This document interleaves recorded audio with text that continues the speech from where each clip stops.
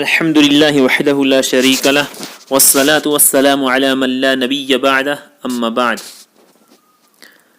پارہ نمبر 5۔ وَأُحِلَّ لَكُم مَّا وَرَاءَ ذَلِكُمْ أَن تَبْتَغُوا بِأَمْوَالِكُمْ مُحْسِنِينَ غَيْرَ مُسَافِحِينَ۔ چوتھے پارے کے آخر میں محرمات کا ذکر تھا۔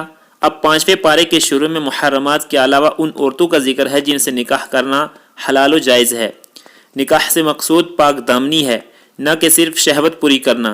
نکاح کے لیے ایجاب و قبول، دو گواہ اور حق کے مہر کا ہونا ضروری ہے۔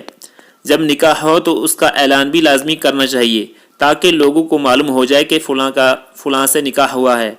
اس سے انسان تہمت سے محفوظ ہو جاتا ہے۔ اس کے بعد حرمت متاع کو بیان کیا ہے۔ متاع کہتے ہیں کہ کوئی آدمی کسی عورت سے کہے میں تجھ سے اتنے دنوں کے لیے اتنے مال کے بدلے نفع اٹھانا چاہتا ہوں، اور وہ عورت اسے قبول کر لے۔ اس میں نہ تو لفظ نکاح استعمال ہوتا ہے اور نہ ہی دو گواہوں کی موجودگی ضروری ہوتی ہے۔ لہذا جس طرح زنا حرام ہے اسی طرح متاع بھی حرام ہے۔ الرجال قوامون علی النساء، مرد کو اللہ تعالیٰ نے عورت پر فضیلت دی ہے اور اس پر حاکم مقرر کیا ہے۔ اس کی دو وجوہات ہیں۔ نمبر 1، عورت کے تمام اخراجات مرد کے ذمہ ہیں۔ نمبر 2، تکوینی طور پر فطرت اور طبیعت کے اعتبار سے مرد کو فضیلت دی ہے۔ یہ ضابطہ عام مرد اور عورت کے اعتبار سے ہے، لیکن بعض خواتین علم و فضل میں یا کبھی جسمانی قوت و طاقت میں کسی مرد سے آگے نکل جائیں تو یہ اس ضابطے کے خلاف نہیں۔ فَعِظُوهُنَّ وَاهْجُرُوهُنَّ فِي الْمَضَاجِعِ وَاضْرِبُوهُنَّ، اگر کبھی بیوی نافرمان اور سرکش بن جائے تو اس کی اصلاح کے لیے 3 تدبیریں اختیار کرنی چاہیے۔ نمبر 1، اسے سمجھایا جائے اور نافرمانی کی وجہ سے برے انجام سے آگاہ کیا جائے۔ نمبر 2، اگر سمجھانے سے اصلاح نہ ہو تو اسے بستر سے الگ کر دیا جائے۔ نمبر 3، اس کے بعد بھی سرکشی ختم نہ ہو تو شرعی حدود میں رہتے ہوئے مناسب سزا دی جائے۔ وَإِن كُنتُم مَّرْضَىٰ أَوْ عَلَىٰ سَفَرٍ أَوْ جَاءَ أَحَدٌ مِّنكُم مِّنَ الْغَائِطِ أَوْ لَامَسْتُمُ النِّسَاءَ، یہاں طہارت کے مسائل بیان فرمائے ہیں۔ مثلا جب نماز پڑھنی ہو یا قرآن کریم کو ہاتھ لگانا ہو یا کوئی ایسا مسئلہ ہو جہاں طہارت کی ضرورت ہو تو وہاں وضو کرنا ضروری ہے۔ بعض حالات ایسے ہیں جہاں پر غسل کرنا فرض ہے، مثلا آدمی کو احترام ہو جائے یا اپنی اہلیہ سے ملاقات کرے تو غسل جنابت فرض ہو جاتا ہے۔ اسی طرح عورت حیض و نفاس سے پاک ہو تو اس پر بھی غسل فرض ہو جاتا ہے۔ فَلَمْ تَجِدُوا مَاءً فَتَيَمَّمُوا صَعِيدًا طَيِّبًا، اللہ تعالیٰ کا کتنا بڑا احسان ہے کہ وضو اور طہارت کے لیے ایسی چیز کو پانی کے قائم کم کر دیا جو پانی سے بھی زیادہ آسانی سے حاصل ہو جاتی ہے، کیونکہ زمین اور مٹی ہر جگہ موجود ہے۔ تیمم کی نعمت صرف امت محمدیہ کی خصوصیت ہے۔ ان اللہ یأمرکم ان تؤدوا الامانات الی اہلہا، اس آیت کا شان نزول تو خاص واقعہ ہے کہ ہجرت سے پہلے عثمان بن طلحہ جو کعبہ کے کنجی بردار تھے، انہوں نے آپ صلی اللہ علیہ وسلم کو بیت اللہ میں داخل ہونے سے روکا تھا۔ آپ صلی اللہ علیہ وسلم نے عثمان بن طلحہ سے فرمایا تھا کہ اے عثمان، شاید تم ایک دن بیت اللہ کی یہ کنجی میرے ہاتھ میں دو گے، اس وقت مجھے اختیار ہوگا، جس کو چاہوں سپرد کر دوں۔ جب فتح مکہ ہوا تو آپ صلی اللہ علیہ وسلم نے عثمان بن طلحہ سے کنجی لے لی اور بیت اللہ میں نماز ادا کرنے کے بعد کنجی عثمان کو واپس کر دی اور فرمایا کہ یہ قیامت تک تمہارے خاندان کے پاس رہے گی۔ لیکن اس آیت کا حکم عام ہے جس کی پابندی تمام معاملات میں پوری امت کے لیے ضروری ہے۔ یا ایھا الذین آمنوا اطیعوا اللہ واطیعوا الرسول واولی الامر منکم، اللہ تعالیٰ نے شریعت پر عمل کرنے کے حوالے سے ارشاد فرمایا، خدا کی اطاعت کرو، مصطفیٰ صلی اللہ علیہ وسلم کی اطاعت کرو اور فقہا کی اطاعت کرو۔ یہ 3 باتیں کیوں فرمائی ہیں؟ اس لیے کہ اللہ تعالیٰ تو خالق اور مالک ہیں، ہم مخلوق اور مملوک ہیں۔ ہم نے اللہ تعالیٰ کی بات ماننی ہے، لیکن ہم دنیا میں اپنے اس کان سے اللہ تعالیٰ کی بات سن نہیں سکتے، اس آنکھ سے اللہ تعالیٰ کو دیکھ نہیں سکتے، تو ہم اللہ تعالیٰ کی بات کو کیسے مانیں گے؟ اس کے لیے ضروری ہے کہ اللہ تعالیٰ اور ہمارے درمیان ایک واسطہ ہو، اور وہ واسطہ پیغمبر صلی اللہ علیہ وسلم ہے۔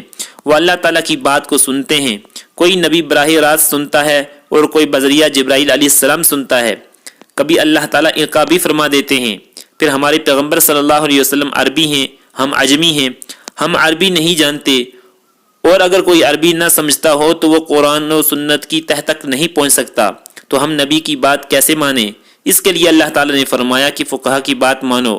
فقہا اللہ اور نبی کی بات کی تشریح کرتے ہیں، خدا کی بات کو قرآن کہتے ہیں، مصطفیٰ کی بات کو حدیث کہتے ہیں، اور فقہا کی بات کو فقہ کہتے ہیں۔ گویا اللہ تعالیٰ نے یہاں قرآن کریم، حدیث اور فقہ تینوں کو ماننے کا حکم دیا ہے۔ فَإِن تَنَازَعْتُمْ فِي شَيْءٍ فَرُدُّوهُ إِلَى اللَّهِ وَالرَّسُولِ۔ اس آیت میں اللہ تعالیٰ نے حکم دیا ہے کہ اگر تمہارا کسی مسئلے کے بارے میں اختلاف ہو جائے تو تم اللہ اور اس کے رسول صلی اللہ علیہ وسلم کی جانب رجوع کرو۔ علماء کرام نے اس سے اجتہاد اور قیاس کو ثابت کیا ہے۔ وَلَوْ أَنَّهُمْ إِذْ ظَلَمُوا أَنفُسَهُمْ جَاءُوكَ فَاسْتَغْفَرُوا اللَّهَ وَاسْتَغْفَرَ لَهُمُ الرَّسُولُ۔ یہ آیت اگرچہ خاص واقعہ میں منافقین کے بارے میں نازل ہوئی ہے، لیکن اس کا حکم عام ہے۔ جو شخص رسول اللہ صلی اللہ علیہ وسلم کی خدمت میں حاضر ہو جائے اور آپ صلی اللہ علیہ وسلم اس کے لیے دعائے مغفرت کریں تو اس کی مغفرت ضرور ہو جائے گی، اور آپ صلی اللہ علیہ وسلم کی خدمت میں حاضری جس طرح آپ صلی اللہ علیہ وسلم کی دنیاوی حیات کے زمانے میں ہو سکتی تھی، اسی طرح آج بھی روزہ اقدس پر حاضری اسی کے حکم میں ہے۔ انعم اللہ علیہم من النبیین والصدیقین والشہداء والصالحین۔ اللہ تعالیٰ نے سورۃ الفاتحہ میں یہ بات فرمائی تھی کہ مجھ سے دعا مانگو، اہدنا الصراط المستقیم، اے اللہ ہمیں سیدھے راستے پر چلا۔ یہ صراط مستقیم کیا ہے؟ اس کا جواب اللہ تعالیٰ نے خود دیا کہ صراط الذین انعمت علیہم، ان لوگوں کا راستہ جن پر آپ نے انعام فرمایا۔ ان انعام یافتہ لوگوں کا ذکر 5ویں پارے کی اس آیت میں کیا۔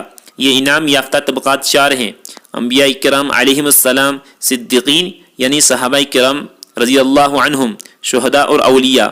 پہلی بات، انبیاء علیہم السلام کی بات مانو تو نبی ہر علاقے میں تو نہیں، فرمایا کہ صحابہ کرام کے نقش قدم پر چلو۔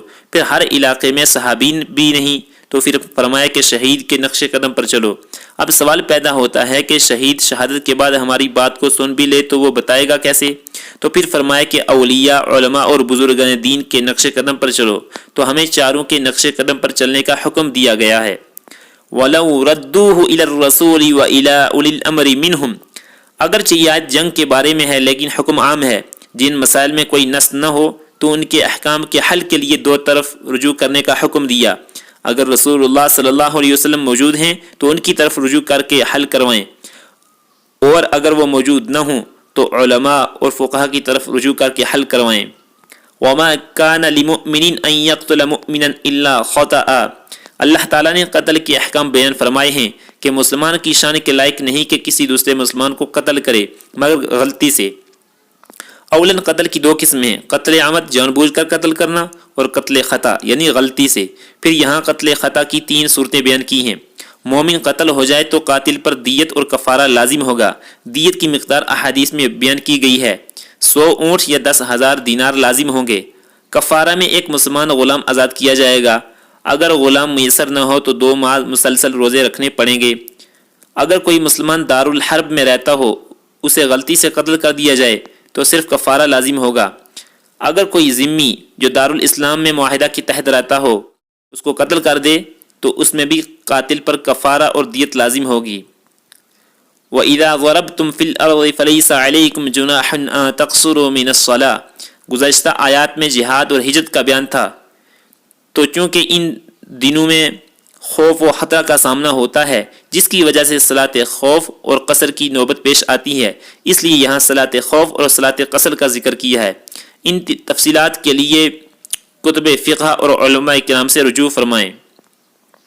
وَمَن يُشَاقِقِ الرَّسُولَ مِن بَعْدِ مَا تَبَيَّنَ لَهُ الْهُدَى وَيَتَّبِعْ غَيْرَ سَبِيلِ الْمُؤْمِنِينَ نُوَلِّهِ مَا تَوَلَّى وَنُصْلِهِ جَهَنَّمَ۔